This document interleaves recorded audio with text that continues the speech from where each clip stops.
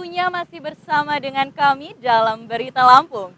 Bagi Anda yang baru saja bergabung, kami akan menyajikan kembali berita pilihan pagi hari ini. Mobil kebakar di samping Alfa Jati. Mobil kebakar. Diduga akibat korsleting listrik di mesin sebuah minibus ludes terbakar di Jalan Sumatera Kalianda, Lampung Selatan.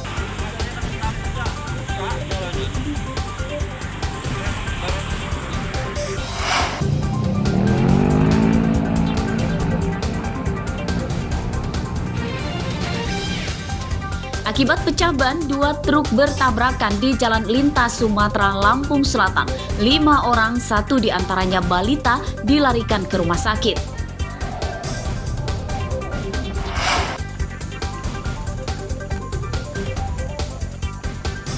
Tak ada jembatan, warga di Lampung Barat menggunakan jasa perahu rakit bambu untuk menyeberang sungai.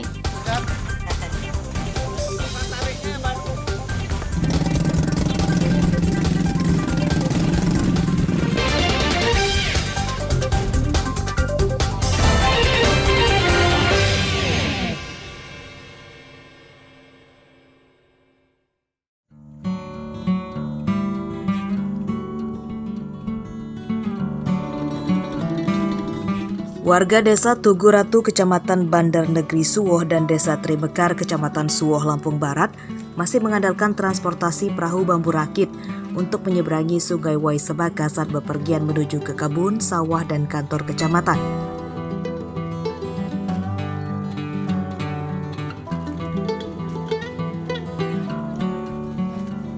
Mereka masih menggunakan jasa penyeberangan perahu rakit sebagai alternatif jalan pintas karena jika lewat jalan darat jaraknya lebih jauh.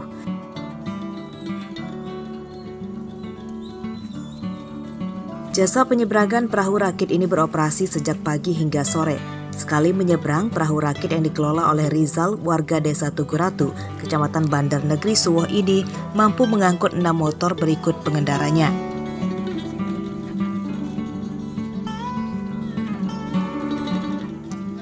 Tarif penyeberangan Rp1.000 untuk penumpang pejalan kaki dan Rp3.000 untuk warga yang membawa motor. Di sini memang ngelola rakit ini Bang ya? Iya, emang ngelola rakit ya. Sehari bisa menghasilkan berapa sih? Ya kalau musim hujan sepi, kalau musim terang ya lumayan lah. Bisa menghasilkan 100 lebih. Per hari? Iya. Tapi kalau musim hujan di bawah 100 lah. Di bawah 100 ya? Ya. Sejak kapan sih ini Bang? Udah ada sekitar 8 tahun. 8 tahun? Iya. Berarti memang dari 8 tahun ini Abang lolain ya? Iya, tadinya nggak ada yang lolain, tapi kan sering rakit kalau banjir kanyut terus dikelola saya sama kakak. Warga memilih naik perahu rakit untuk menghemat waktu saat bepergian menuju kantor Kecamatan Suwoh. Selisih waktu perjalanan melalui jalan raya sekitar 1 jam. Jalan ini? Iya, kalau lewat sini kan lebih mudah loh, lebih dekat juga daripada harus keliling. Keliling ya? Iya. Ada rasa takut nggak nyebrangin ini Mbak? Sedikit sih, kalau pas waktu banjir aja. Banjir aja ya? Memang rame jalan ini Mbak ya? Rame Pak. Ini penghubung mana sih? Ini penghubung antara Suwoh Suwoh ya? Sama? sama Bandar Negeri Suwoh. Bandar Negeri Suwoh, berarti antara kecamatan Mbak? Iya Mas. Di sekitar. Jasa penyeberangan dengan perahu rakit di Sungai Waisebaka, Suwoh, Lampung Barat ini beroperasi hanya saat air sungai normal. Penyeberangan libur saat air sungai pasang atau banjir karena beresiko kecelakaan. Rosandi melaporkan dari Lampung Barat.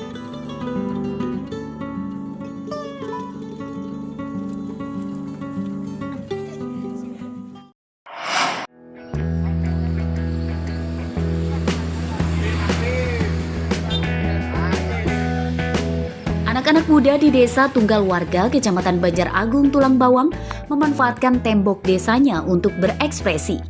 Mereka melukis tembok dengan beragam gambar yang menarik.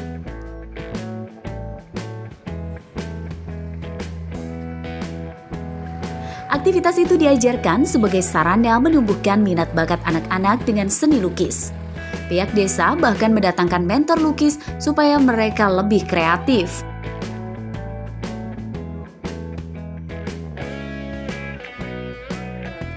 Mereka menggambar pemandangan hingga aneka satwa supaya suasana desa terlihat lebih hijau dan asri.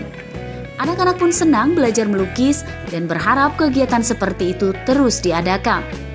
Indah untuk mempercantik kampung, terutama di RT 1, RT 4, RK 3 untuk mempercantik dinding ini, sambil yang keduanya meningkatkan kreativitas anak-anak di bidang lukis.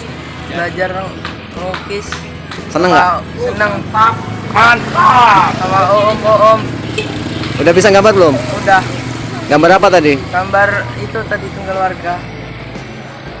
Maunya gimana nih harapannya? Ya depannya bagus gitu. Biar bisa ngelukis ya? Iya. Pihak desa memfasilitasi seluruh peralatan melukis seperti kuas dan cat. Kegiatan untuk mempercantik desa akan rutin diselenggarakan. Mustaqim melaporkan dari Tulang Bawang.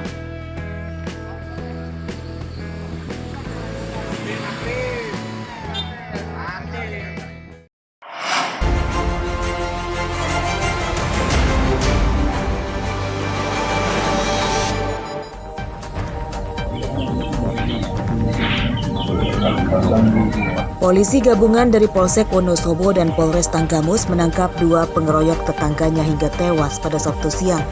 Korban bernama Hasanuddin, 56 tahun, warga desa Gunung Doh, Kecamatan Bandar Negeri Semuong, Tanggamus.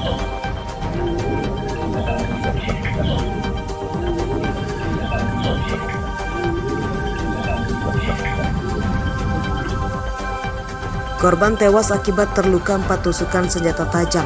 Pembunuhan terjadi pada Kamis malam lalu. Tersangkanya yakni tetangga korban berinisial MH 56 tahun dan anaknya berinisial AS 28 tahun.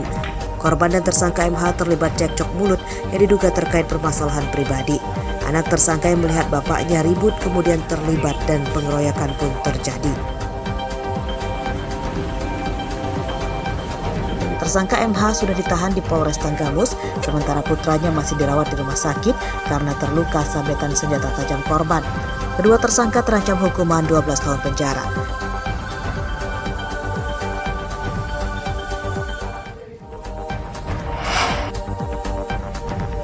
Sang kurir narkoba tewas setelah nekat menceburkan diri ke sungai Uai Tulang Bawang saat menghindari kejaran polisi pada Sabtu malam. Jenazah tersangka bernama Reki Sanjaya Ido, 25 tahun, ditemukan tim Basarnas sekitar 5 km dari lokasi ia melompat. Polisi menyita 1 bungkus sabu-sabu sebagai barang bukti.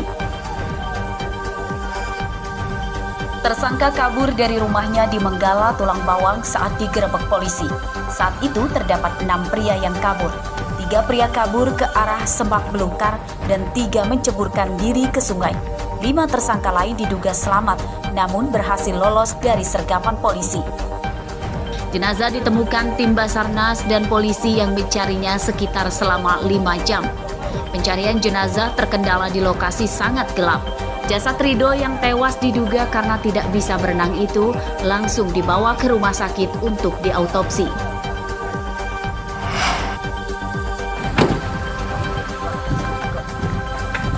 Polisi menggerebek sebuah rumah di Jalan Mangga Besar, Kelurahan Kelapa 7, Kecamatan Kota Bumi Selatan, Lampung Utara, Jumat siang. Di salah satu kamar rumah ini, polisi memergoki 3 pria sedang pesta narkoba. Mereka adalah kakak beradik kandung. Ketiganya adalah Andika, seorang ASN di kantor BPBD Lampung Utara, dan 2 adiknya bernama Denny Astori serta Ferry Santori. Para tersangka berusaha melawan namun berhasil dilumpuhkan. Dari kamar ini, polisi menyita sabu-sabu sisa pakai dan peralatan mengonsumsinya. Saat diinterogasi polisi, tersangka mengakui sabu-sabu dibelinya dari seorang bandar di Lampung Utara yang kini masih buron. Penyidikan kasus ini masih akan dikembangkan polisi untuk memburu bandarnya. Atas perbuatannya, Andika terancam dipecat dan dihukum paling lama 5 tahun penjara bersama kedua adiknya.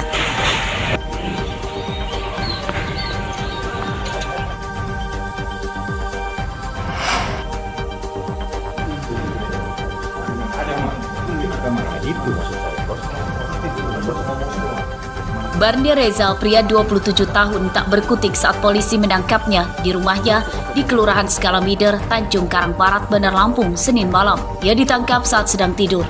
Barangnya mana?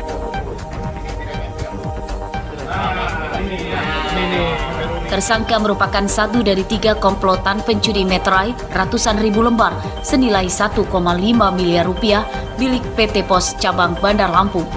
Dari hasil penggeledahan, polisi menemukan lebih dari 4.000 lembar meterai hasil curian yang belum terjual.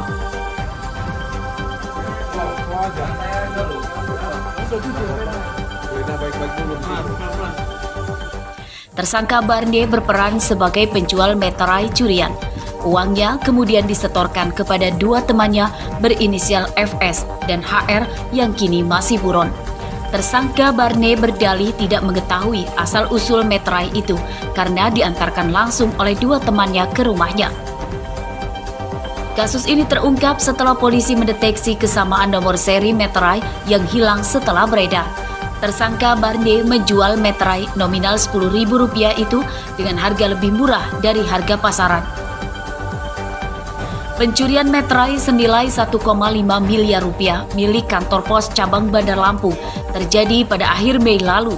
3 kotak berisi 150.000 lembar meterai baru nominal Rp10.000 hilang saat dalam perjalanan pengiriman dari Jakarta menuju kantor pos cabang Bandar Lampung. Pencurian baru diketahui saat pegawai pos membongkar muatan truk box yang baru tiba di kantor pos cabang Bandar Lampung. Isinya berapa nggak tahu, pokoknya 2. Kepulan asap tebal ini berasal dari kebakaran sekolah Madrasah Al-Falah di Desa Sinar Laga, Kecamatan Tanjung Raya, Mesuji pada Selasa pagi.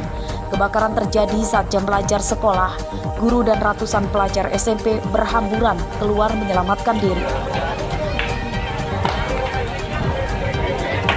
Api sulit dipadamkan karena banyak barang yang mudah terbakar dan diperparah mobil damkar yang akan membantu malah kecelakaan di perjalanan.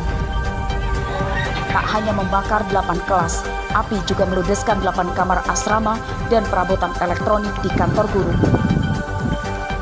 Menurut Kepala Sekolah MTS Al-Falah, Ujang Tatang, api pertama kali muncul dari sebuah kamar asrama putri yang diduga akibat korsleting listrik. Api cepat menjalar ke bangunan lain yang berdampingan.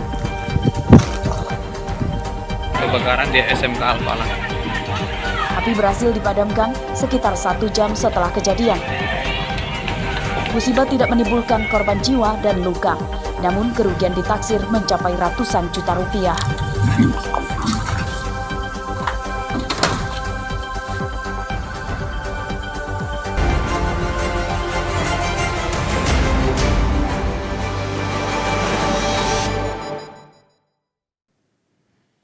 Pemirsa, informasi tadi sekaligus menutup perjumpaan kita pada hari ini.